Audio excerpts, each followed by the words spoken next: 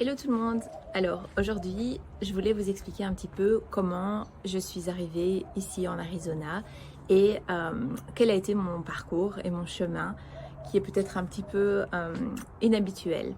Alors du coup, j'ai gagné ma green card en 2017, tout début janvier. Je pense que c'était le 2 janvier, j'ai eu mon rendez-vous à l'ambassade des États-Unis à Bruxelles et c'est à ce moment-là que j'ai eu la confirmation que j'avais ma carte verte et voilà, donc là ça a été la grosse fête, super heureuse, fêter ça avec la famille, euh, bref. Donc ensuite mon départ a été programmé pour le 20 mars, donc c'était juste quelques jours après mon anniversaire, le 20 mars. Je me suis envolée pour les États-Unis et donc en fait, je n'avais pas encore de travail. Donc j'avais pas de boulot qui était déjà programmé ou que j'avais trouvé à l'avance ou quoi que ce soit. Je m'étais dit que j'avais un petit peu de temps devant moi, j'avais des économies et du coup je me suis dit que j'allais un petit peu explorer et faire quelques villes, voir un petit peu le pour et le contre de plusieurs villes, etc. et de voir un petit peu où j'avais envie de m'installer. Parce que c'est une grosse décision, évidemment. Quand on a sa carte verte, on a le champ libre pour 50 États. C'est énorme, c'est des centaines de villes et voilà, donc c'est un petit peu compliqué enfin en tout cas dans mon cas c'était un petit peu compliqué de faire un choix. Il y avait énormément d'endroits que j'adorais mais en même temps où je savais que j'avais pas envie de vivre, par exemple à New York, pour plein de raisons. Et donc, j'avais aussi l'impression qu'il y avait des endroits, sûrement des petites pépites comme ça, où je n'avais pas encore été. Et donc, j'avais envie de me laisser un peu surprendre et de me laisser un petit peu porter et de voir où ça allait me mener. Alors, en gros, j'ai pris un vol pour Los Angeles, que je connais très bien, où j'ai des amis, etc. Bref. Et en arrivant, j'ai eu cette sensation, en fait, les quelques dernières fois où j'ai voyagé à Los Angeles, j'avais plus cette espèce d'amour pour la ville que j'avais au début. Je me sentais un peu sur les nerfs quand j'étais là-bas, trop de trafic, trop, je sais pas, ça ne me convenait plus, on va dire ça comme ça. Et donc, je savais un petit peu au fond de moi que c'était pas forcément la ville où j'avais envie de m'installer. Ça aurait été beaucoup plus simple, mais voilà. Donc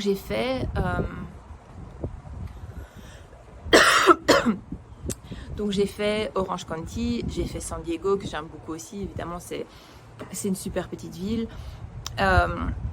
J'ai été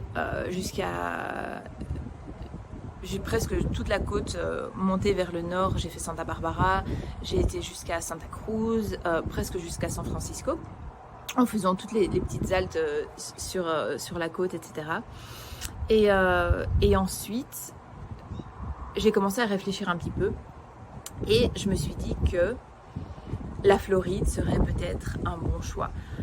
Donc, j'ai pris un billet d'avion, un aller simple pour la Floride, pour Miami. J'ai pris mes petites valises, je me suis envolée pour Miami. En arrivant là-bas, j'ai loué une voiture, même chose. J'avais été en Floride avant, j'avais visité un petit peu. Je savais que Miami, c'était pas forcément pour moi, c'était pas forcément la ville où j'avais envie de m'installer. Mais encore une fois, je me suis dit que j'étais sûre qu'il y avait des super petits endroits. Donc, j'ai commencé à faire mon petit bout de chemin, à traverser la Floride de part en part, de long en large, du sud au nord. Et je me suis arrêtée dans plusieurs endroits. Et le plus longtemps, je me suis arrêtée pendant presque 2 mois et demi sur une petite île qui s'appelle Jupiter Island. Et c'était vachement sympa, super beau, sur la mer, très très joli, les gens sont sympathiques, etc. Par contre, j'ai eu beaucoup de mal, enfin j'ai même pas eu beaucoup de mal, ça s'est pas arrivé, j'ai pas réussi à trouver de travail. Alors, je ne m'y connais pas énormément. Je ne suis pas spécialiste sur la Floride, pas du tout. Mais par contre, j'ai eu pas mal de difficultés à trouver de grosses compagnies en Floride pour m'employer. Donc en Belgique, j'avais quand même l'habitude de travailler pour des grosses multinationales. Donc j'ai travaillé pour L'Oréal, j'ai travaillé pour BNP Paribas entre autres. Et en Floride, j'aurais été même contente avec quelque chose de plus petit, pas forcément une grosse multinationale ou quoi que ce soit. J'avais même pas forcément besoin, ou je ne recherchais pas quelque chose où je pouvais utiliser mon français au quotidien. Même juste un poste en anglais aurait été très bien, mais je n'ai pas vraiment trouvé ce que je cherchais. Donc du coup, j'ai commencé à me poser pas mal de questions et à un peu tout remettre en question en fait. Donc là, ça a été un petit peu la petite crise existentielle de l'expat. Et j'en ai parlé à ma famille et ils m'ont proposé de rentrer à Bruxelles pendant quelques semaines et de me poser un petit peu et puis de là de voir en fait. Donc c'est ce que j'ai fait, ça m'a paru être vraiment la meilleure solution à ce moment-là. Donc j'avais passé quand même à peu près 3 mois en Californie, j'avais passé à peu près 3-4 mois en Floride et tout ça sans travailler évidemment. Donc j'étais toujours sur mes économies, etc. Avec location de voiture, avec loyer, avec billets d'avion, visite, etc. Donc voilà, j'avais l'impression qu'il fallait un petit peu que je rentre, que je me pose et que je revoie un petit peu mes priorités et mes envies.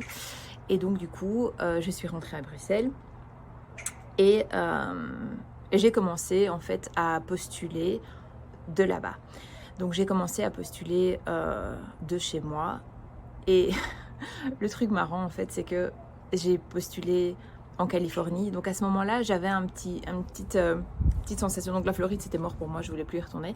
Mais j'avais une petite sensation comme ça, une petite voix qui me disait que Santa Barbara, c'était la ville où j'avais envie de m'installer. Alors évidemment, si vous connaissez la Californie, si vous connaissez Santa Barbara, vous savez à quel point c'est hors de prix. C'est juste de la pure folie. Mais dans ma petite tête, je me suis dit, bon bah voilà, ça pourrait être vraiment sympa, etc. Donc j'ai commencé à envoyer des CV à Santa Barbara. En Californie, j'ai commencé à regarder un petit peu les alentours, etc. Et puis en fait, quand j'étais dans mes recherches, j'ai vu un poste qui avait l'air super sympa, mais c'était en Arizona. Donc du coup, j'ai envoyé un seul CV, en Arizona.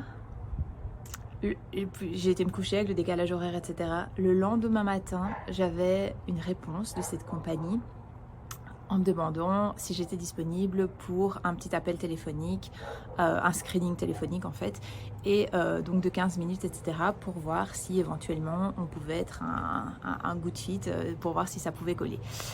Donc j'ai accepté, et de là tout s'est enchaîné très très vite.